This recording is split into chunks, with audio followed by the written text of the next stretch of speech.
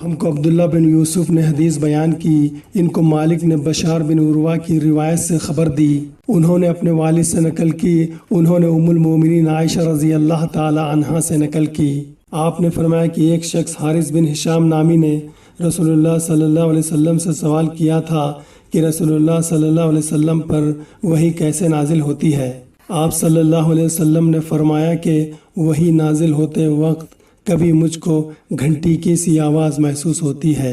اور وحی کی یہ کیفیت مجھ پہ بہت شاق گزرتی ہے۔ جب یہ کیفیت ختم ہوتی ہے تو میرے دل و دماغ پر اس فرشتے کے ذریعے نازل شدہ وحی محفوظ ہو جاتی ہے، اور کسی وقت ایسا ہوتا ہے کہ فرشتہ بشکل انسان میرے پاس آتا ہے اور مجھ سے کلام کرتا ہے،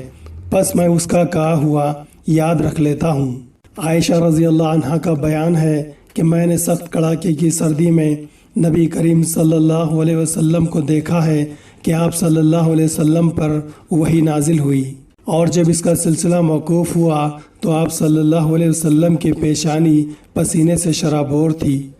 صحیح بخاری کتاب الوحی حدیث نمبر 2۔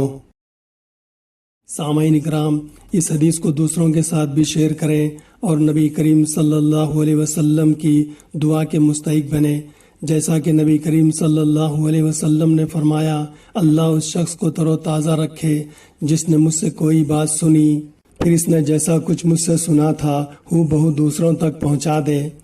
جامع ترمذی حدیث نمبر 2653۔